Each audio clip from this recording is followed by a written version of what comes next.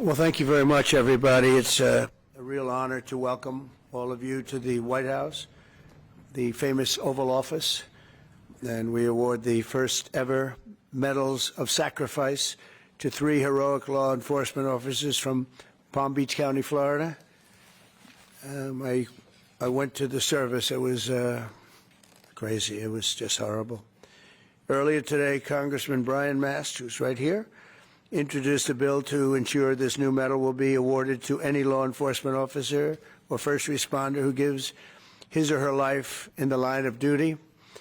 I also want to recognize Laura and Eric Trump for their work to make this medal reality. Thank you, Laura, and thank you, Eric. Appreciate it very much. Thanks as well to Attorney General Pam Bondi, who's with us. Pam, thank you very much. I appreciate it. So busy. She's so busy, but you wouldn't miss it. Secret Service Director Sean Curran, Sean, wherever you may be. Hi, Sean. Congressman Byron Donalds, State Representative Meg Weinberger, and Dan Newland. Thank you. Thank you, Dan. Thank you, everybody. Thank you, Byron. Thank you, everyone. Really great that you're here. I also want to express our gratitude to Major Paul Vercoda. Where is Paul? Paul. Thank you, Paul. Captain Ryan Mugridge, thank you, Captain. Lieutenant Shandon Hood, thank you, Shandon. Sergeant Scott Yoder, thank you very much, Sergeant. Deputy Sheriff Christopher Farron, thank you very much, Christopher. And Deputy Sheriff Chris Cameron, thank you very much, thank you. And all of the Palm Beach Sheriff's Office, we have many people here representing that incredible office. I know it very well. Very special thanks as well to Alexander Arnault, who's a tremendous person with his father, who they own Tiffany, and they really devoted a tremendous time and effort to helping us design this beautiful medal. And thank you very much, Alexander. I appreciate that you came all the way from France. And the incredible team at Tiffany and Company. And Tiffany is doing great. He's a fantastic leader. You know all about the fantastic, the great Arnault family. And the fact that you came for this is very, very meaningful, actually. It's really incredible. But for crafting this beautiful medal, and I know he looked at it and he worked on it. He had his best people working on it, and people are loving it. And this will go on for a long time. You'll be making that medal for a long time. Unfortunately, in one way it's very sad, but we properly respect the ones that have lost their lives. Today we also remember 3 remarkable heroes who will become the medal's first ever recipients. It's a big honor. Corporal Luis Piez Jr., Deputy Sheriff Ralph Butch Waller Jr., and Deputy Sheriff Ignacio Dan Diaz. And thank you very much. You're represented by family members who are, I was there with them. That was devastation. They were devastated. We're profoundly grateful to be joined by their loved ones. Corporal Piez's former wife, Doris. Thank you, Doris, for being with us. Thank you very much. Thank you. And his son, Cameron, good-looking son, too. Deputy Waller's wife, Denise. Thank you, Denise, very much. And Deputy Diaz's daughter, Alexandria. Thank you. Thank you very much. I want to thank you all. And the 3 officers we recognize today were close friends. They were really close friends and colleagues. And together they dedicated their lives to protecting the people of Palm Beach County and well beyond. And they were beloved by everyone and respected by all. Really, really top-of-the-line people. Countless times when I was in Florida, they proudly saved, and they saved a lot of lives. They were going around saving a lot of lives. Their reputation was incredible. They served in motorcades for presidents, called presidential motorcades, a very dangerous job, actually, and I was deeply honored to attend their memorial service last year. In a horrific accident in November, the 3 officers were working to restart one of their motorcycles on the shoulder of a road when they were struck by a SUV, struck dead center, and all 3 perished from their injuries. Essentially, they perished immediately. This was a terrible tragedy. It shook the entire Palm Beach community like very, very few events I've ever seen. All of Florida mourned their loss, and today our entire nation joins in honoring these three incredible patriots taken from us much too soon, much, much too soon. To Doris, Cameron, Denise, Alexandria, and to all of those who love these brave men, we are deeply sorry for your loss and eternally grateful for their sacrifice, their great, great sacrifice, just respected by everybody. We'll never forget their legacy, and we will never forget the debt we owe all of these great law enforcement heroes who have given their lives to keep our community safe and make America strong again. We have so many unbelievable people in the police department and other departments, first responders, firemen, a lot of brave, incredible people. And I'd now like to ask my son, Eric Trump, to say a few words, followed by Congressman Brian Mast and Alexander Arnault, who's going to be giving out the medals. And then I'll present the medals of sacrifice. Thank you very much, everybody. Thank you for being here, too. Thank you. Please. Mr. President, thank you very much. My father and I attended that funeral that day, and I can't tell you how moving that experience was. And one simple question was asked: why is there no medal of valor, medal of sacrifice that commemorates law enforcement officers, first responders who have fallen in the line of duty? And Congressman Mast, he was there with me that day. He was with my father, and we said, we're going to take care of this problem. We're going to get involved. And the first call that was made was to the great Arnault family who owns Tiffany's, and they said, without hesitation, that they'd be honored to design something absolutely beautiful that's a tribute to these incredible officers, these incredible EMS responders. And here we are, roughly 6 months later, with something that's truly beautiful. I want to thank the Tiffany's family, the Arnault family, for all the work they put in their entire team. I can tell you this has been a nonstop effort. I want to thank the Congressman. Without the Congressman, his staff, we would not be here today. I want to thank the President for allowing us to do this. It's such an important mission. This medal is going to be given for hundreds and hundreds of years to come. And last but not least, I want to send, on behalf of this entire nation, on behalf of our entire family, the incredible families of the Palm Beach Sheriff's Office and your incredible families. They made the ultimate sacrifice, and know that we all appreciate their dedication. Many of us knew them, have met them, and we love them very much, and I'm sure they're missed. But today, hopefully, this is a great tribute to them, and I know, because of our wonderful President, that this medal will be given out for many years to come. Thank you very much. I would just start by thanking all of our law enforcement officers. The job is always dangerous, and you do it still every single day. And I would thank the families, because the job, as you are a reminder of, is often deadly. And I would thank you, Mr. President, because for the first time in our nation's history, you're willing to say to all of our first responders, all of our law enforcement, all of our firefighters, we're going to recognize that sacrifice from the office of the presidency for each and every one of them. And that's never taken place before, that recognition, that it's a job that's always dangerous and often deadly, and there's a debt that can never be repaid, but you're willing to recognize that debt. So thank you, Mr. President, for recognizing the debt.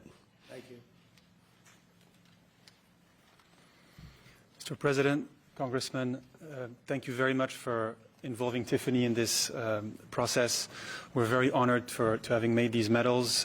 Tiffany is a jeweler, as everyone knows it, but also a maker of American heritage. We were making the Medal of Honor in the 19th and early 20th century, and it's only natural that we followed with this heritage, just as we work on other very important American heirlooms. This medal was made in Providence, Rhode Island, in our largest factory in the U.S., out of silver, plated in 24-karat gold, just like the ceiling of this office, and represents the coat of arms of the United States. Mr. President, thank you very much. Thank you very much. Byron, would you like to say a few words, please? First, to be brief, to the families, we are so sorry for your sacrifice, but your officer from your family represented not just Palm Beach County, but the United States with honor.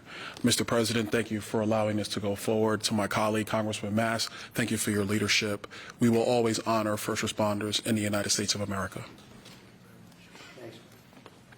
Okay. So,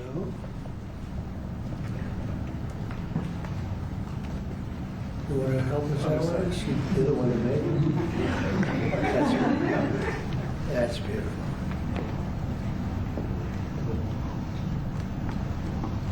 So can we ask the families to step forward, please? Chair, would you like to help us with that? Please.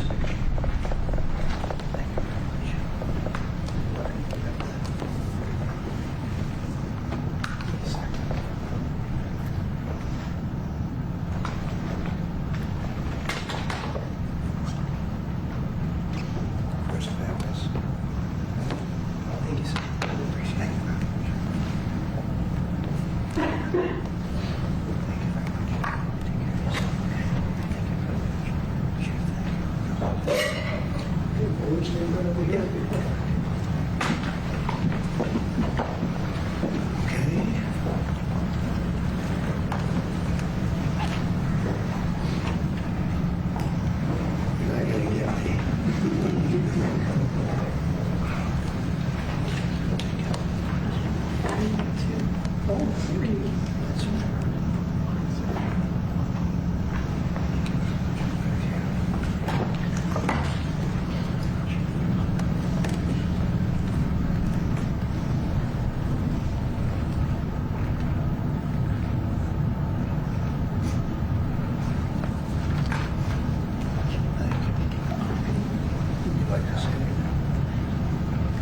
I would like to thank you very much for honoring my husband and his brothers and for what you do for the country.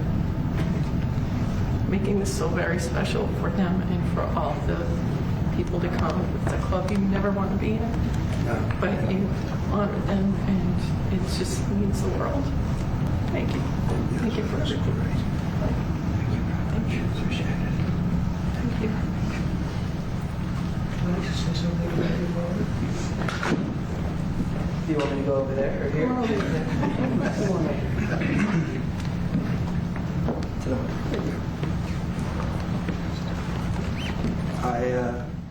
I viewed my dad as Superman, someone my whole life you look up to. He's an amazing guy, and it's horrible that this happened to all three families. But I'm glad that something was done about it, and we got represented, and everyone in the future will be. So, thank you. Thank you very much. Be very proud of you. Thank you.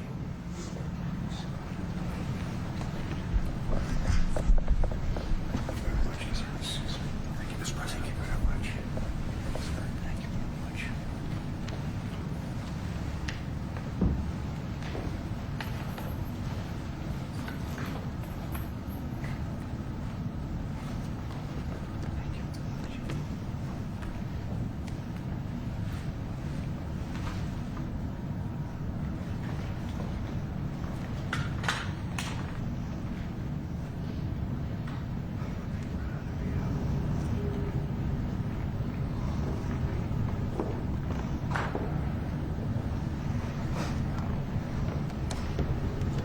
Would you like to say anything to us on behalf of the force?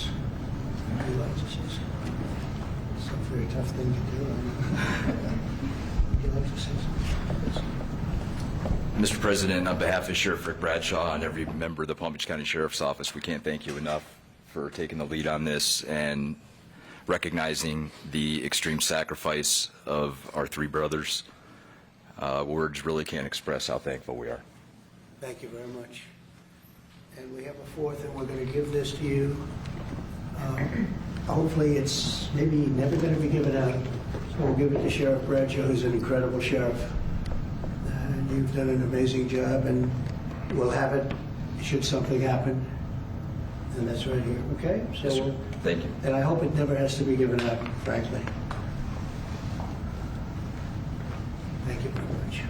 Thank you, Mr. President. Thank you very much.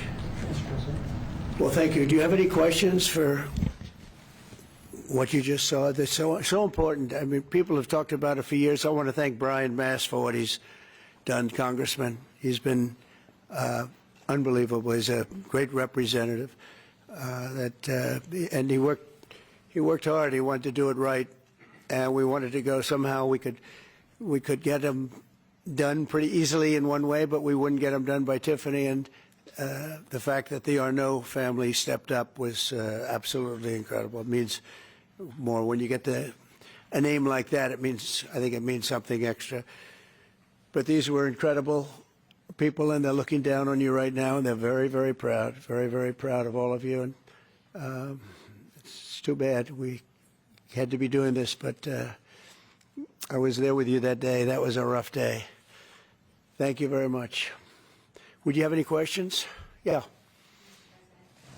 Do you have plans to give this award to any other families posthumously find themselves in the same position as having made this sacrifice, and then after the test, one question about your call today? Having to do from a previous? Yeah. We're looking at the possibility of that, yeah. You had a lot of people die in the line of duty when you think of it. And we figured it was time to start. We haven't had the situation arise. This was a terrible situation. We haven't had it arise yet, but we're looking at going back a little bit and see what we can do about that. Yes, strongly. Yeah, go ahead. On your call with President Putin today, yeah, you'd mentioned that the Pope would like to take a role potentially in mediating these talks. Does that mean that the U.S. is taking a step back from... No. I think it would be great to have it at the Vatican. Maybe it would have some extra significance. And I saw that it was discussed yesterday, so I thought, and people told me that they'd be honored to do it. I would imagine they would be. So, no, I think it would be maybe helpful.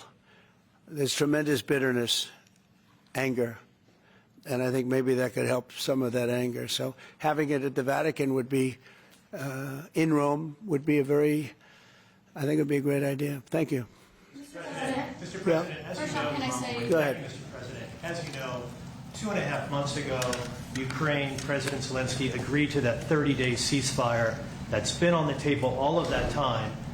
What was the extent of your conversation with President Putin today about having him agree to that same 30-day ceasefire proposal that you, Mr. President, put on the table?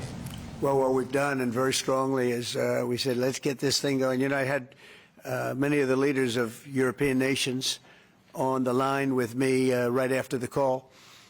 And we have to get that thing solved. 5,000 young people every single week on average. And I've seen satellite pictures. You don't want to see these pictures. We'll have to see what happens. This was not my war. This is not a war that would have happened if I were president. This is not my war. I'm just here to try and help. We've spent hundreds of billions of dollars on this war, and yet that's not, frankly, we made much more than that just in 4 days in the Middle East. It's a lot of money, but we do much. This is about thousands of people dying every single week. 5,000, 6,000 people dying every single week. And just like you have the relatives here, wives and children and everything, you have, these soldiers, they say goodbye in Ukraine and in Russia, and then their parents never see them again, except maybe in pictures of horrible scenes, because I've seen some scenes, I've never seen anything like it. So we're going to see if we can get it taken care of. Yeah, please. First off, our thanks to the members of law enforcement who are here, and our condolences to the families. We're very sorry for your loss. Mr. President, on Ukraine and on your call today that you had with President Putin, you said last week that you thought nothing was going to happen, no advances would be made until you and Putin got together. Do you still feel that way? I think something's going to happen. It's a very big egos involved, I tell you. Big egos involved. But I think something's going to happen. And if it doesn't, I'd just back away, and they're going to have to keep going. Again, this was a European situation. It should have remained a European situation. Should have remained. But we have, because the past administration felt very strongly that we should be involved, that we got involved much more than Europe did in terms of the money and all of the things that we gave. We gave a massive, I think, record-setting amounts given to a foreign. There's never been anything like this, both weaponry and money. And Europe gave a lot also, but they didn't give anywhere near what we gave. We gave probably almost 3 times the amount. And it's just a shame. The whole thing is a shame. The level of death here is just a shame. Yeah? Did you ask President Putin to meet with you About what? about Ukraine? Yeah, of course I did. I talked to him about it. I said, when are we going to end this, Vladimir? I know him for a long time now. I said, when are we going to end this bloodshed, this bloodbath? It's a bloodbath. And I do believe he wants to end it. You know, when I made the call, I told the people last night, I spoke to the heads of the different countries, Germany and Finland. We had Italy, as you know, and UK was on the line today, and a couple of others. And then they were in turn calling everyone. Ursula was there from the European Union. She was terrific. And we spoke for a long time about it. And they got a problem. It's a big, big problem. It's a terrible war. It's a very hard to extradite themselves away from what's taken place over there. The amount of anger, the amount of hate, and the amount of death. It's very hard, very tough situation. But I said to him, we got to get going. And I did say also, if I thought that you couldn't do it, I'd step away, because what are you going to do? We don't have boots on the ground. We wouldn't have boots on the ground. But we do have a big stake, and the financial amount that was put up is just crazy. It's crazy. This isn't for us. This is for somebody else. The amount of money that we put up is record-setting. There's never been anything like this. And that includes weapons. Never been anything like this. Yeah, please. Now, Mr. President, on the medal, how far back do you intend to look to consider for the recipients? And then on your call today, if Putin ultimately proves to be the obstacle to peace, is further arming Ukraine on the table at that point? Well, we'll look. I mean, we're going to look. I hope that, I like to think positively, frankly. I just can't believe that they allow this to continue. This would have never happened if I were president, and most people admit that. It would have, and it didn't happen for 4 years. And October 7th would have never happened either. That's the attack on Israel. That would have never happened. So sad, a lot of things wouldn't have happened, but so sad to see it. No, I think that there's a good chance we can get this done. I believe Putin wants to do it. Now, if I thought Putin didn't want, I mean, that's what I do. My whole life is like deals, one big deal. And if I thought that President Putin did not want to get this over with, I wouldn't even be talking about it, because I'd just pull out. What did you hear that gave you confidence that he does want peace versus buying time? I think he's had enough. I think he's had enough. This has been a long time. This has been going on for more than 3 years. When you think, right? It's been going on for a long time. Yeah, please. Oh, thank you, Mr. President. When you implored him to stop previously, Vladimir stopped on social media, and he didn't. He just continued. I'm curious, did you bring that up with him in your phone call today? You have to talk about. Sorry. You previously on Truth Social implored President Putin to stop. You wrote Vladimir stop, and he didn't stop. Quite the contrary.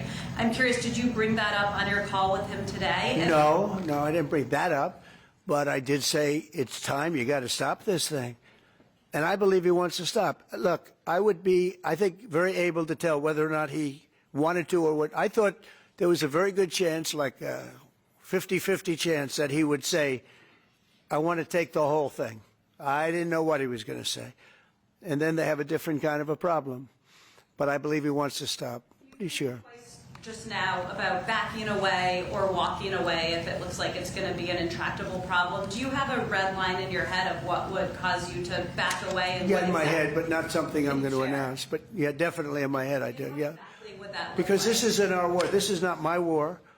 This is not the war. I mean, we got ourselves entangled in something that we shouldn't have been involved in.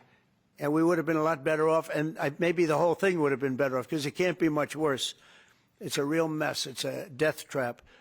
So I think that, yeah, I would say I do have a certain line, but I don't want to say what that line is, because I think it makes the negotiation even more difficult than it is. Yes, please. Mr. President, thank you all for your sacrifice. I'm so sorry for your loss and everybody. You've mentioned the bloodbath you want to see end in Ukraine.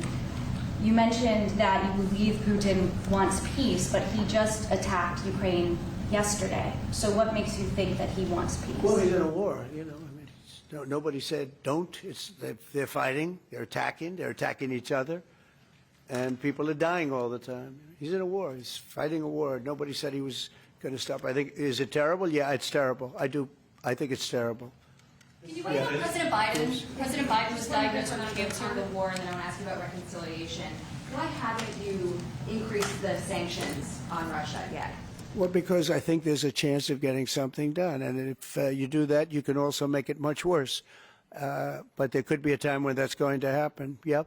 Mr. President, Who's going to say with the ratings downgrade from... Do you want to respond to President Biden being diagnosed with cancer? Are you going to call your predecessor? I think it's very sad, actually. I'm surprised that it wasn't, you know, the public wasn't notified a long time ago, because to get to stage 9, that's a long time. I just had my physical. You saw that. You saw the results of that particular test. I think that test is standard to pretty much anybody getting a physical, good physical. We had the doctors at the White House and over at Walter Reed, which is a fantastic hospital, do it. I did a very complete physical, including cognitive tests. I'm proud to announce I aced it. Got them all. I got them all right. You proud of me? Yes. Your husband would be proud of me for getting them all right. It's a little risk. If I didn't get them all right, these people would be after me. It would be not a good situation. But I think, frankly, anybody running for president should take a cognitive test. They say it's unconstitutional, but I would say in that particular case, having a cognitive test wouldn't be so bad. But when you take tests, medical, as a male, that test is very standard. I don't know if it's given to everybody, but it's given just about.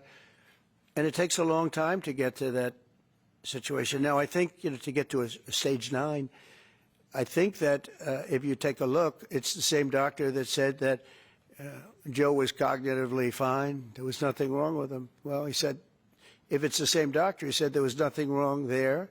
And that's being proven to be a sad situation. And the auto pen is becoming a very big deal. You know, the auto pen is becoming a big deal because it seems like that maybe was the president who ever operated the auto pen.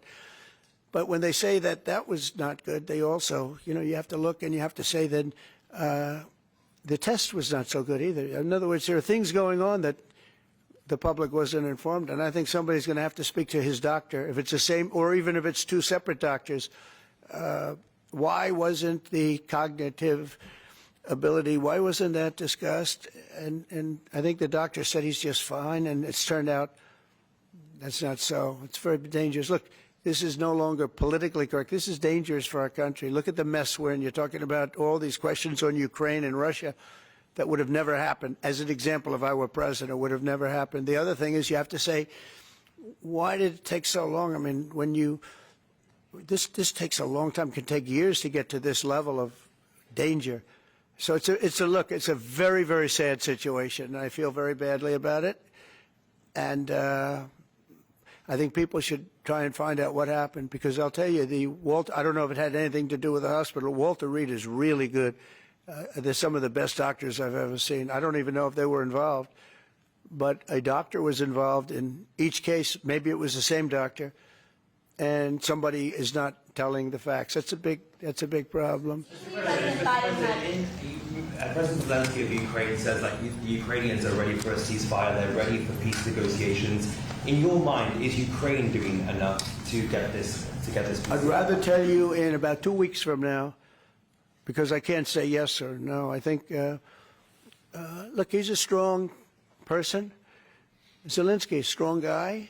And he's not the easiest person to deal with, but I think that he wants to stop.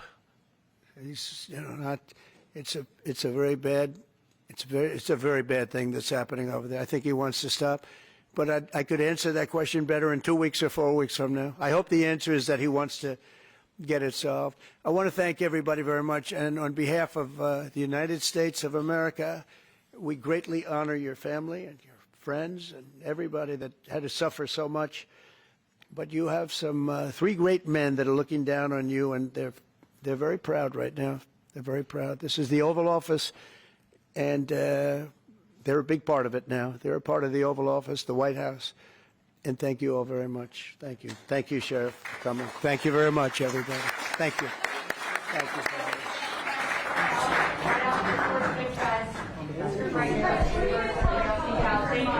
Thank you all. Thanks, guys. Thanks, guys. Head right out this way. Just come forward. Thank you. All right, let's go, guys. Thank you. Thank you. Thank you, guys.